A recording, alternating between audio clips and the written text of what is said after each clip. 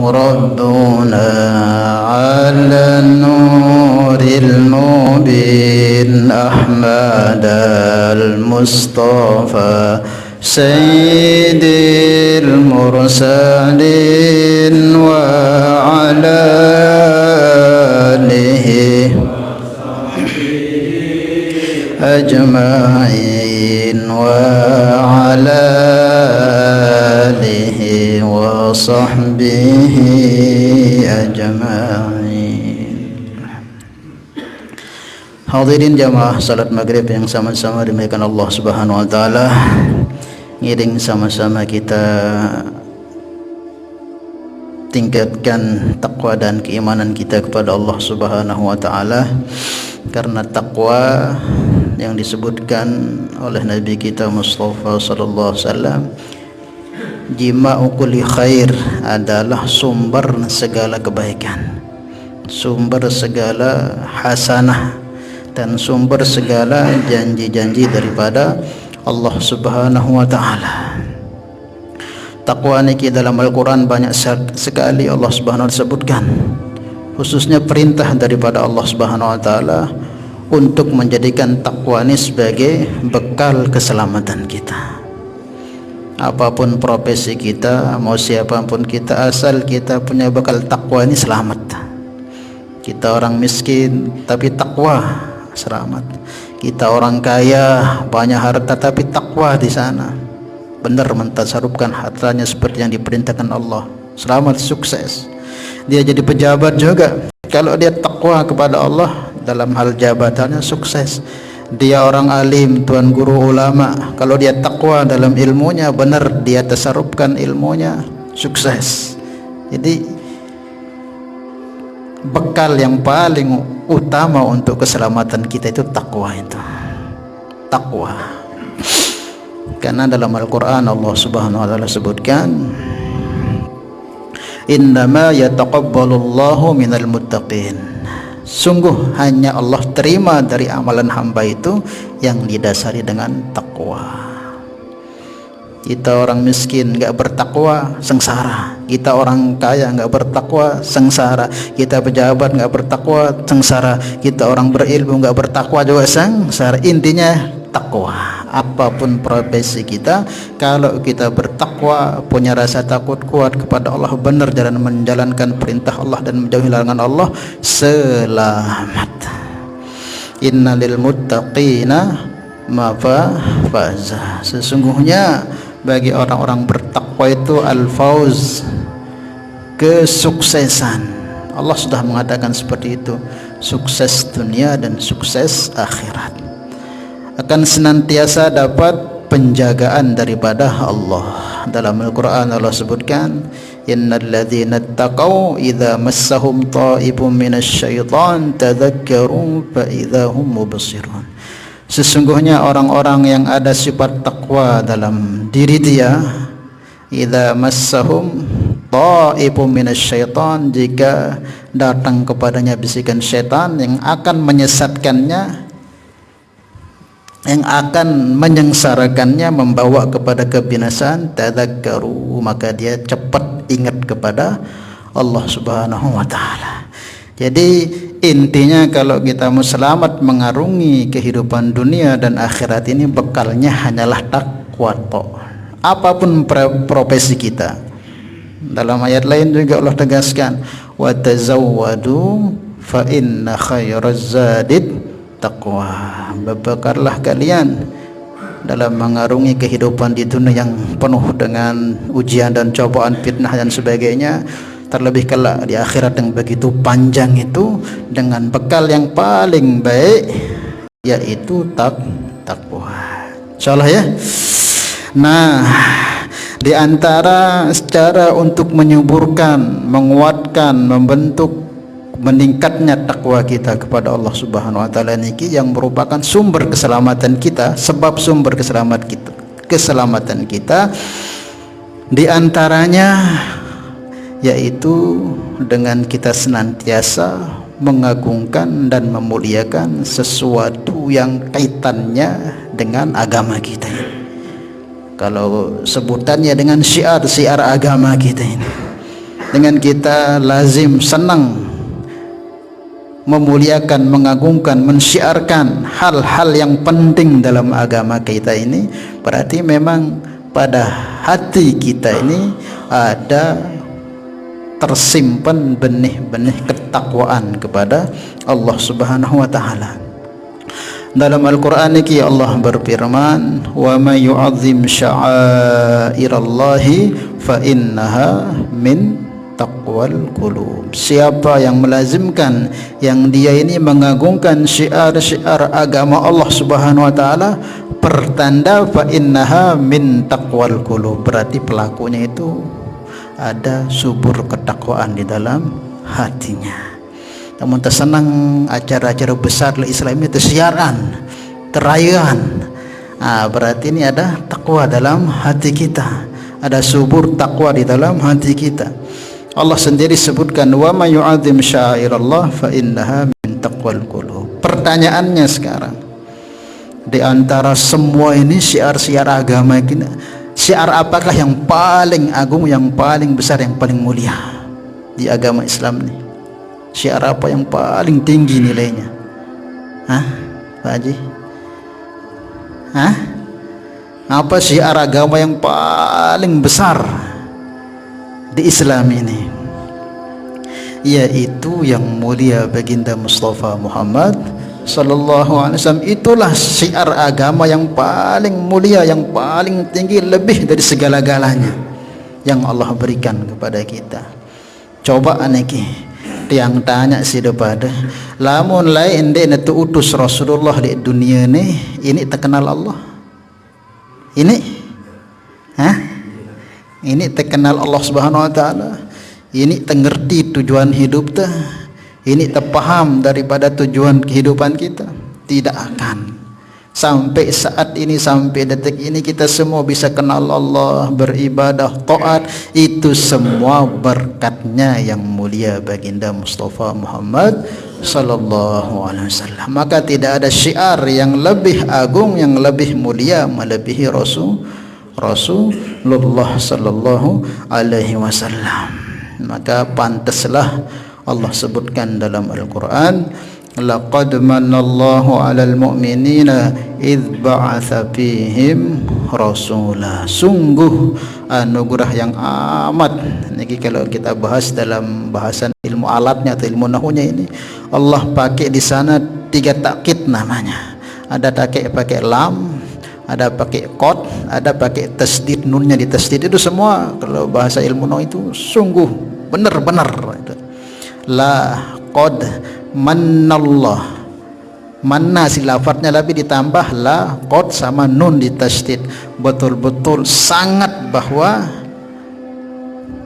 anugerah yang sangat besar yang Allah berikan alal mukminina, ke atas kaum mukminin, idz ba'atsa fihim rasulah, yaitu Allah telah utus kepada mereka seorang utusan. Karena sebab beliau kita semua bisa mengenal Allah. Maka tidak ada nikmat syiar agama yang paling agung, yang paling mulia melebihi terutusnya, lahirnya, wujudnya Nabi kita di alam dunia ini.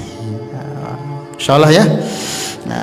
Maka itulah nikmat terbesar. Maka kita merayakan perkara yang besar dalam agama ini, suatu sebenarnya menurut yang suatu kewajiban, sudah rasa syukur kita kepada Allah atas Nabi Muhammad ini.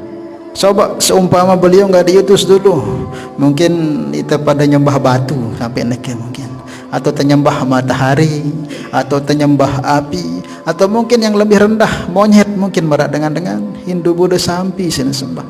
Lagu berkah Rasulullah sembah desa Tuhan sebetul-betulnya Tuhan yang maha sempurna dari segala seginya, yaitu Allah. Siapa sebabnya? Baginda Rasulullah sallallahu alaihi wasallam. Maka ini perkara yang penting untuk kita muliakan. Dan kita merayakan Maulid Nabi ini bukan karena apa-apa, tapi karena rasa bangga, senang kita. Itu rasa senang cinta kita. Maka sebagian ulama Bagaimana Ustaz hukumnya maulid? Kalau tiang mengatakan sunnah hukumnya maulid itu. Walaupun ada sebagian mengatakan mana dalilnya. Niki disebutkan dalam sebuah riwayat niki perihal yang kitanya tentang puasa hari Senin niki. Nabi kita Mustafa Muhammad sallallahu alaihi wasallam ini pernah beliau ditanya oleh sahabat-sahabat beliau, karena seringnya Rasulullah buat itu. Ya Rasulullah, limadza tasumu yaumal itsnain? Ya Rasulullah, kembik nih pelinggih niki setiap Senin puasa, setiap tamu julu Senin puasa, kanca Kamis entah beliau, maka sunnah puasa Senin Kamis. Ini sahabat nih karena penasaran tanya alasan apa sebabnya engkau kok lazim ya Rasulullah setiap Senin puasa, setiap Kamis puasa. Maka beliau menjawab, kalau hari Senin itu aku puasa, dzalika yaumun wulidtu fiha, karena pada Senin itu aku merayakan mensyukuri hari lahirku, maka aku puasa. Siapa yang ngajarkan memperingati hari lahirnya Rasulullah? Sahibul maulid sendiri, yaitu Rasulullah sallallahu alaihi wasallam. Kemudian hari Kamis, maka beliau menjawab, pada hari itulah Al-Quran diturunkan kepadaku. Maka Nabi setiap Senin itu mensyukuri, merayakan hari lahir beliau. Bukan suatu yang dilarang, bukan suatu yang apalagi sampai dikatakan bid'ah. Jangan apalagi sampai. Tapi kan nggak pernah dibuat oleh para sahabat, nggak pernah dicontohkan oleh para sahabat. Ya memang nggak akan dibuat para sahabat, karena para sahabat hari-hari berjumpa langsung dengan Rasulullah, hari-hari berjumpa, jadi nggak perlu dibuat. Nah, kita inilah yang perlu membuat, yang jarak antara kita dengan Nabi kita hampir 1 abad itu berapa? Salah, sekira hampir 1500, berarti 10 hampir 15 abad kita ditinggal oleh Rasulullah itu. Maka pantas layak kalau kita nggak rayakan hal-hal seperti ini, lambat laun kecintaan kita dengan Nabi ini akan pudar. Aturannya seperti Nabi itu setiap Senin. Tapi karena kita ini ya lemah, ya minimal setiap tahun kita rayakan. Dendek pas sampai tengah anak, korban tak apa-apa. Siap tak korban apa-apa, masa Rasulullah sak jadi sebab te kenal Allah Ta'ala. Dek tera ya kan caranya ndak harus seperti yang Nabi buat puasa, enggak. Bisa dengan puasa, bisa dengan sholawatan, intinya gembira, senang dan syukur. Bisa undang orang roah, bisa undang tuan guru ceramah, buat hataman, buat lomba-lomba yang islami. Itu caranya, kecuali kalau dirayakan dengan nanggap orkes,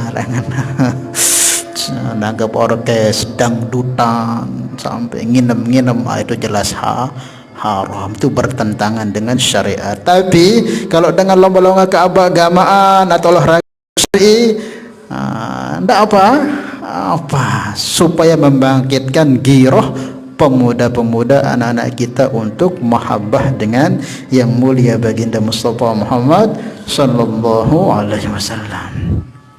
Niki jangan pernah kita anggap sepele kecintaan dengan Nabi niki.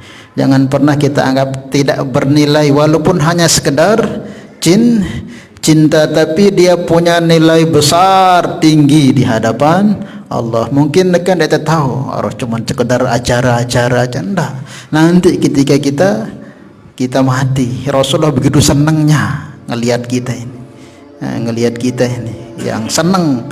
Padahal dia tidak pernah melihatku, bahkan mereka enggak pernah melihat sahabat-sahabatku, bahkan mereka enggak pernah melihat orang yang pernah melihat sahabatku, dan terusnya. Tapi kok dia beriman kepadaku, kok dia bangga denganku, kok dia berkorban hartanya untukku. Oh, jauh senangnya Rasulullah kepada kita. Bahkan kita dianggap sebagai saudara bagi Nabi itu. Kalau sahabat itu sahabat. Aku ingin sangat, tiba-tiba Nabi mengatakan di hadapan para sahabat, bertemu dengan saudara-saudaraku. Maka kaget para sahabat, ya Rasulullah, apakah kami bukan saudaramu? Kata para sahabat, oh bukan, kalian sahabatku. Terus saudaramu ya Rasulullah, tuh orang yang akan hidup 10 abad yang akan datang, itulah saudaraku itu, semetonku yang mereka tidak pernah melihatku sekalipun dan gak melihat sahabatku, tetapi dia beriman kepadaku, itulah saudaraku, kata Nabi. Beruntung mereka 7 kali keberuntungan, kata Nabi sallallahu alaihi wasallam. Niki ada sebuah kisah, niki ada itu semakin semangat, semangat dengan acara-acara besar. Sebenarnya coba sebut cerita niki. Dikisahkan ada seorang Badui, mungkin yang sudah sering dengar ini diundang dengar lagi, tidak apa-apa. Seorang Arab Badui, niki Arab Badui ini Arab pedalaman, dan baru masuk Islam, baru masuk Islam, mungkin 1 atau 2 minggu masuk Islam di Madinah. Maka tiba-tiba tatkala Nabi itu berceramah, bertausiah di hadapan para sahabat dan menceritakan di saat itu kengerian, kedahsyatan keadaan huru-hara hari kiamat. Maka tiba-tiba dari belakang, sudah telat, tiba-tiba duduk dengar sebentar, langsung angkat tangan ini Badui ini, ya Rasulullah, usul. Sebenarnya bukan usul tapi bertanya gitu.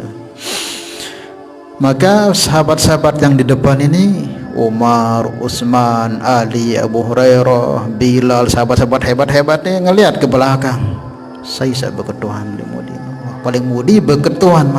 Ternyata ketika dilihat si Badui yang kemarin, berapa hari kemarin bersyahadat di hadapan Nabi itu bertanya dengan sahabat-sahabat. Di saat Nabi nerangkan, tidak ada dengan kamu bertanya langsung, niat muka Nabi aja nggak berani. Ini tiba-tiba datang, duduk sebentar, angkat tangan, marah sahabat-sahabat di depan. Oh biarkan, kata Nabi.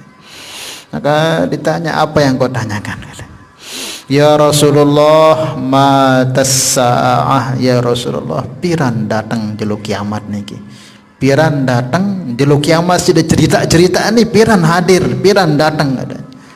Maka para sahabat-sahabat di depan itu kaget. Ya Allah, ini Badui ini bani na beketuan naran kiamat, padahal dia baru masuk Islam, jihad di Nuwah, poin sembahyang pir kali gini sembahyang, apalagi puasa, apalagi sedekah, orang baru mau Islam. Kok tiba-tiba tanya kiamat, apa jadi bekal nih lo Badui saya beketuan nih. Bani itu doang lek julu nih sawah mati-matian berjihad dengan Rasulullah, berkorban, dengar kiamat itu sudah takut sekali. Ini kok Badui ini di belakang. Maka Rasulullah tanya langsung, ma'a'adatta laha, kamu tanya kiamat wahai sahabatku Arab pegunungan, memang apa yang telah kamu siapkan untuk kiamat yang begitu ngeri itu? Kiamat niki kan begitu dahsyat niki, hancurnya alam semesta, bumi, langit semua dihancurkan tanpa terkecuali oleh Allah Subhanahu, tanpa disisakan oleh, semua dihancurkan oleh Allah Subhanahu wa taala. Dendek man hancur alam semesta, gempa doang lek nak kita ni, dek nak gempa nak boleh anubak doang lek tene ni ada kesedih ni tenang. Apalagi gempa 6, lek pira nah, pitu anda 7,7. Seumpaman terulang, nauzubillah, mudah-mudahan dia terulang kembali, mungkin yang paling julu play luar. Itu baru gempa 7, aja. Bagaimana namanya kiamat yang orang melahirkan ketika tahu itu kiamat, tanpa terasa bayinya langsung keluar. Begitu dahsyatnya. Maka Rasulullah tanya, ma'a'adatta lah wahai Badui, kau berani tanya kiamat kapan tibanya itu? Apakah yang telah kamu siapkan?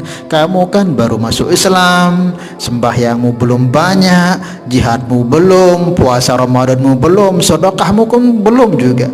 Terus kamu berani tanya kiamat, apa sih siapkan? Maka jawabannya Masya Allah luar biasa. Ini yang menjadikan para sahabat itu senang sekali sahabat itu atas pertanyaan yang tadinya marah, tapi jadi senang mendengar jawaban Rasul atas pertanyaan Arab Badui ini. Maka dia katakan, ya Rasulullah, ma a'adattu laha bi kathratis salati wala siyami wala sadaqati. Ya Rasulullah, aku tidak siapkan kengerian kiamat itu dengan banyak puasa, banyak solat dan banyak sedekah. Terus apa yang kau siapkan kalau begitu? Ya Rasulullah, yang aku siapkan hanya anni uhibbullaha wa rasuluh. Yang aku siapkan sangat, yang paling aku harapkan, yaitu besarnya rasa mahabbah cintaku kepada Allah dan kepadamu ya Rasulullah. Itu tok sudah katanya. Maka Nabi SAW sabdakan, anta ma'aman ahbabta yaumal qiyamah. Kamu akan bersama orang yang kamu cintai kelak pada hari kiamat. Berarti kamu Anda aku kan jemaah hari kiamat. Begitu. Mendengar ini para sahabat yang tadi marah langsung gembira. Oh, ternyata nilai cinta mahabbah dengan Nabi ini nggak bisa dikalahkan, bisa menyebabkan kita selamat beruntung kelak di akhirat. Maka kita rayakan Maulid ini untuk itu sebenarnya, untuk kita bangga, senang, gembira atas hadirnya yang mulia baginda Mustafa Muhammad SAW, diutusnya beliau kepada kita. Itu yang kita harapkan, sehingga nanti kita bisa setidak-tidaknya berdekatan dengan beliau, setidak-tidaknya dengan sahabat-sahabat beliau, setidak-tidaknya dengan pewaris beliau. Insyaallah ya. Bukan suatu larangan. Kalau ada orang mengatakan mana dalilnya, tidak usah tanya dalil, tanya balik dia. Kadang kita ini ditanya dalil, tanya balik dia. Kamu melarang maulid itu memang ada enggak pernah Rasulullah melarang? Gitu aja tanya dia. Coba keluarkan, carikan saya di hadis atau di mana saja yang Rasulullah sendiri mengatakan, hei umatku, dendek rayaan hari kelahiranku. Sampai mati di jamaah dayet hadis marangan ono. Nah, Rasulullah kalau enggak melarang, ngapain kamu larang? Jadi enggak boleh melarang sesuatu yang Rasulullah enggak pernah ngerang. Bahkan maulid seperti tadi yang sampaikan, dicontohkan oleh beliau. Salah ya. Niki juga disebutkan juga dalam sebuah syair niki. Isinya ya cerita-cerita aja niki.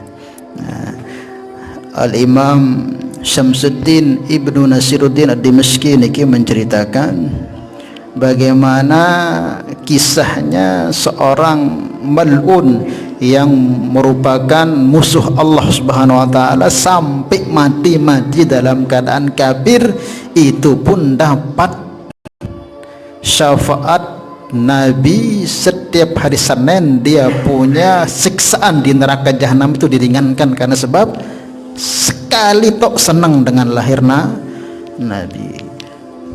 Ini disebutkan dalam sebuah syair Al-Imam Syamsuddin Ibnu Nasiruddin Ad-Dimashqi, beliau mengatakan, inna hadza kafira jaa dhanbuhu bitabbat yadahu fil jahim mukhallada ata annahu yawmal itsnain yukhaffif anhu lis-sururi bi ahmada fama dhannukum bi abdil ladzi tula umrihi wa mata muwahhada. Disebutkan inna hadza kafira, sungguh ini si kafir Abu Lahab. Maksudnya Abu Lahab ini paman Nabi. Abu Lahab. Beda ya antara Abu Jahal dengan Abu Lahab. Kalau Abu Lahab itu paman Nabi, saudara dengan Abdullah bapak Nabi. Kalau Abu Jahal itu tidak ada sangkut paut dengan Nabi, cuman dia orang yang disegani Abu Jahal ini di Arab gitu.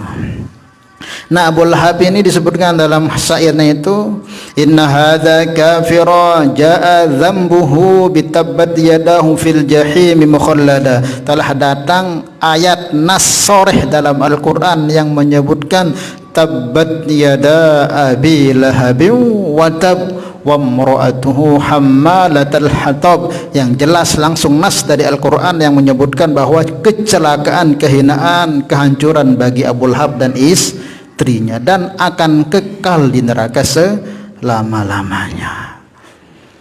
Ata annahu, lanjutannya, ata annahu yaumal itsnain, tetapi datang riwayat hadis Setiap hari Senin yukhaffif anhu, diringankan siksaannya.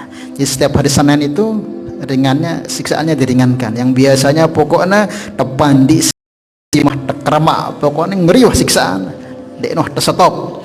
Tapi setiap hari Senin itu siksaannya hanya dikasih terompah saja. Hari Senin itu pakai terompah, tidak dibakar, cuma terompah, tidak dibakar, utuh dikasih terompah. Ketika dia pakai langsung ininya mendidih, panasnya itu, yang panas itu seringan-ringannya siksaan di neraka pakai terompah, tetapi ubun-ubunnya mendidih ke panasan. Itu bagaimana itu? Nah, hatta annahu yaumal itsnain yukhaffif anhu lisururi bi ahmada. Setiap hari Senin itu dia punya siksa diringankan oleh, kenapa? Sebabnya lisururi bi ahmada, karena senang terhadap hari lahirnya Nabi.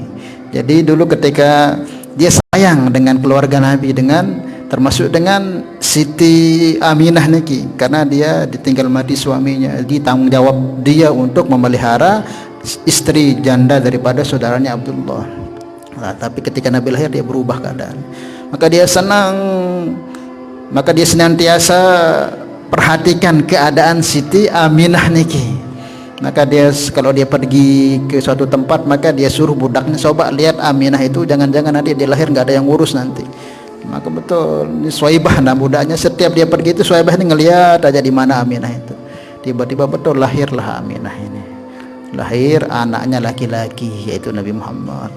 Maka begitu gembiranya Suwaibah ini lari beritahukan kepada Abu Lahab ini, hei Abul Hakam namanya, sungguh anak saudaramu telah lahir. Terus bagaimana anaknya? Laki-laki, tambah senang. Namanya Arab jahiliyah ini kalau punya anak perempuan itu musibah bagi mereka.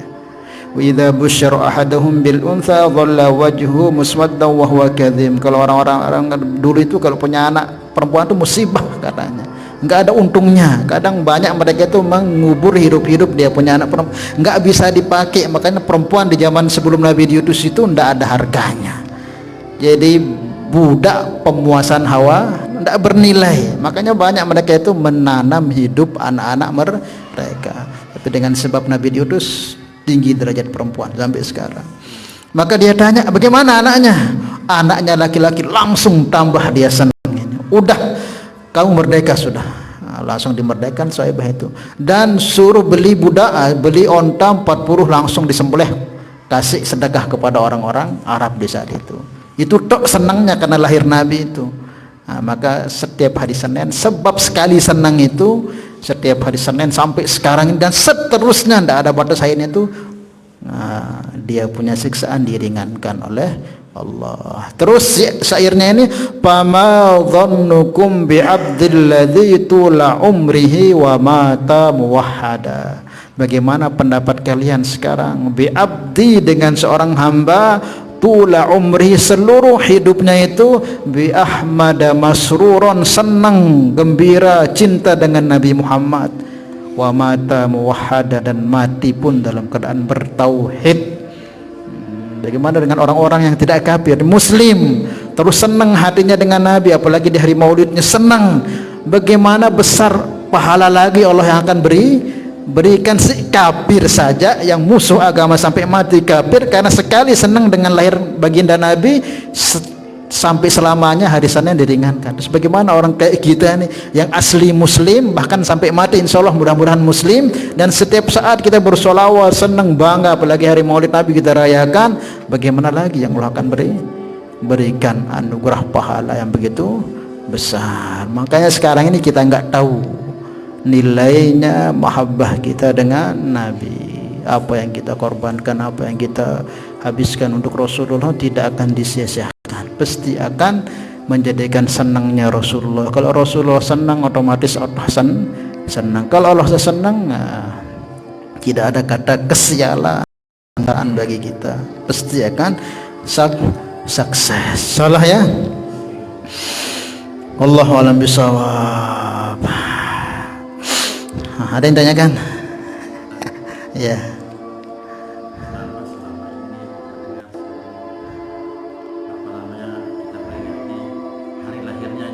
Iya.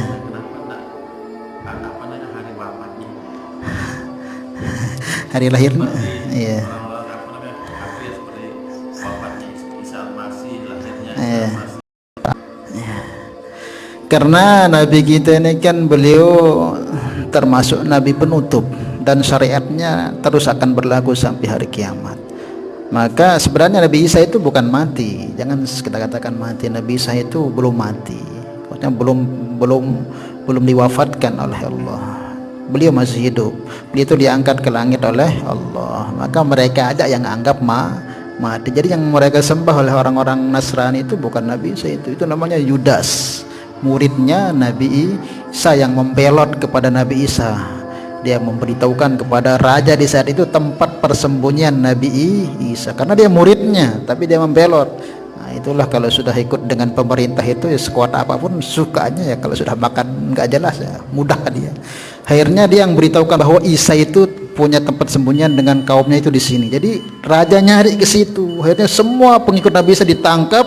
Nah, ketika mereka cari Nabi Isa itu langsung diangkat oleh Allah ke langit. Nah, Yudas yang memberitahukan tempat biasa tidur Nabi Isa itu, dia dirubah mukanya oleh Allah langsung seperti Nabi Isa. Walaupun dia teriak, aku bukan Isa, tapi mukanya sudah dirubah seperti Nabi Isa. Maka disebutkan dalam Al-Quran, wa ma qataluhu wa ma salabuhu walakin syubbiha lahum. Mereka tidak membunuh Isa, mereka tidak menyalib Nabi Isa, akan tetapi yang disalib itu syubbiha lahum, yang diserupakan dengan Nabi Isa. Yudas itulah, walaupun dia teriak aku bukan Isa, tapi mukanya sudah mau nggak mau dia yang ditaruh di palang salib, itu yang disembah. Nabi Isa nggak mati, diangkat oleh Allah, nanti di akhir zaman akan diturunkan lagi untuk bunuh Dajjal. Jadi nggak ada sebenarnya perayaan-perayaan seperti itu, nggak ada. Nah, kita ini memperingati, gembira. Maka ciri khasnya kalau peringatan haul itu kurang bagus kita untuk gembira. Haul ini kan biasanya kematian. Haul ini kematian. Itu yang kita nampakkan kesedihan. Kalau haul ini, kalau kematian, biasanya kita rayakan haulnya Tuan Guru Pancor, haulnya Abah Sekumpul, Tuan Guru Ulama ini. Itu bagusnya dengan kesedihan karena kematian itu. Karena harus dalam hati kita tuh, matinya seorang alim itu sesuatu lubang yang tidak bisa ditambal lagi, itu sudah akan bolong terus sampai kiamat. Maka itu yang kita sedih. Mautul alim, Nabi sabdakan, aisaru min mauti qabilatin. Sekik doang dengan alim nih lebih tinggi nilainya belum mati ketimbang satu qabilah yang isinya miliaran orang. Ini miliaran orang nih meninggal, satu qabilah ini meninggal. Tapi enggak orang alim, lebih ringan bagi Allah ketimbang satu orang alim yang meninggal. Jadi seperti itu. Nah, kalau haul itu kita dianjurkan jangan bergembira, karena itu hari sedih. Dunia ini ditinggal oleh orang-orang soleh. Tapi kalau hari rahil itu boleh kita gembira, senang gembira, bersyukur kepada Allah Subhanahu wa ta'ala. Insyaallah ya. Nah, ada lagi?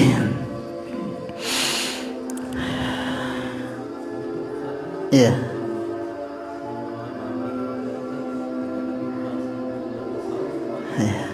Umur umat Nabi 1500 tahun itu memang tidak ada disebutkan dalam riwayat, tapi riwayatnya itu lemah, tidak sahih, tidak disebutkan di dalam hadis-hadis sahih, cuma disebutkan di hadis-hadis yang kaitan tentang huru hara akhir zaman. Yang kurang lebihnya Nabi itu pernah dulu minta kepada Allah, ya Allah, berapakah umur umat yang kau berikan kepadaku?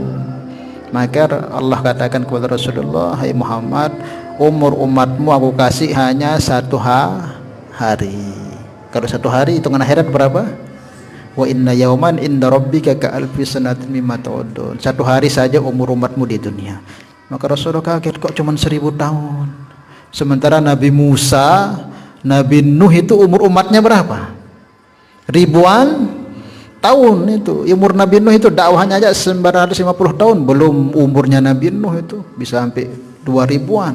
Kok aku merumatku semua dari awal sampai kiamat itu cuma 1000 tahun. Sedih, ya Allah. Itu umat-umat terdahulu satu orang aja bisa sampai 1000 tahun umurnya. Ya Allah, tambahkan, ya Allah, ditambahkanlah setengah hari. Jadi berapa? 1500 tahun. Nah, kalau kita hitung sekarang berapa? Tinggal berapa? Pak Joni tinggal berapa? Yang sekarang berapa Masehi? 1444, berarti tinggal seket pira. Seket. Iya, sebenarnya kalau kita, walaupun nih hadis ini kurang kuat, tapi kalau kita pikir secara sudah nampak fitnah, musibah Nabi sabdakan tidak akan datang hari kiamat kecuali banyak terjadi kegoncangan. Sekarang kan gempa bumi di mana-mana, banjir, sebabnya gempa bumi kemarin di mana itu? Libya, terus di Maroko, Allah, lebih parah dari tempat kita. Terus akan terus dari goncangan gempa ini. Supaya kita ingat sebelum datang goncangan besar, ingatkan Allah Ta'ala, dia mengingat juga aku kadang dia terpaham, dia ngerti, karena peringatan. Wa ma nursilu bil ayati illa takhfifa, kata Allah, aku tidak kirim kepada umatku, kepada hambaku itu ayat-ayat tanda keagungan itu kecuali untuk menakut-nakuti supaya mereka kembali kepada Allah. Berarti tinggal 50 tahun kurang sedikit saja. Makanya keluarnya Al-Mahdi katanya di saat banyak terjadi ikhtilaf di kalangan umatku. Sekarang ini semua apapun jenis kelompok, semua ikhtilaf, semua terjadi. Kenapa? Supaya umat ini satu saja yang dia ikuti. Nah, maka sekarang ini ikhtilaf dalam apa saja, di NU, di Muhammadiyah, di NW, di Jamaah Tabligh, semua ikhtilaf. Ini merujuknya nanti umat ini hanya akan dipimpin oleh satu orang, itu namanya Al-Mahdi. Kalau sudah dipimpin oleh itu, tidak ada lagi ikhtilaf semua. Tidak ada lagi yang jadi Wahabi, enggak, semua jadi Islam utuh ikut beliau sudah. Nah, ini sekarang sudah merujuk ini. Ciri-cirinya sebagian ulama Yaman nih, udah lama nih kita dengar ulama Yaman yang sudah bermimpi, mereka menemukan dalam mimpi mereka, entah mungkin dalam yaqظah, menemukan Imam Mahdi itu sudah ada tapi belum balik. Ada yang mimpi juga ikatan Dajjal sudah terlepas, jadi Dajjal ini diikat, sudah terlepas. Dan tanda-tanda kecil sudah banyak sekarang kan ini, fitnah apa yang disabdakan Nabi, perempuan joget-joget itu, coba di TikTok. Ya doang di sini, nebekerudung dan ya bangga ketika muncul perempuan joget dan bangga dengan penjogetannya itu ciri khas juga hari kiamat itu. Sudah banyak sekarang insyaallah ya, dan semakin banyaknya lalenya kita, semakin lale sibuk dengan kiamat. Dalam Al-Quran firmankan, iqtaraba lin-nasi hisabahum wa hum fi ghaflatin muridun, telah dekat hari hisab mereka tapi mereka semakin tambahlah lalai. Wallahu a'lam bishawab. Insyaallah ya, mudah-mudahan Allah beri kepahaman kepada kita untuk kita bisa amal dan sampaikan. Al-hadhihi niyyah al-Fatihah. Bismillahirrahmanirrahim. Alhamdulillahirabbil alamin arrahmanir rahim. Iyyaka na'budu wa iyyaka nasta'in ihdinas siratal mustaqim siratal ladzina an'amta 'alaihim. Salatullah salamullah ala Rasulillah, salatullah salamullah ala Yasin Habibillah,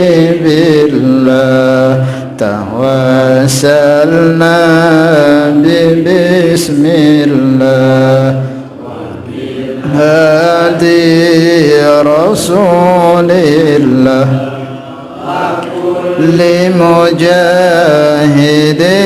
lillah bi ahlil badri ya Allah. Subhanallah bihamdi, subhanallah wa bihamdika, asyhadu an la ilaha illa anta, astaghfiruka wa atubu ilaik.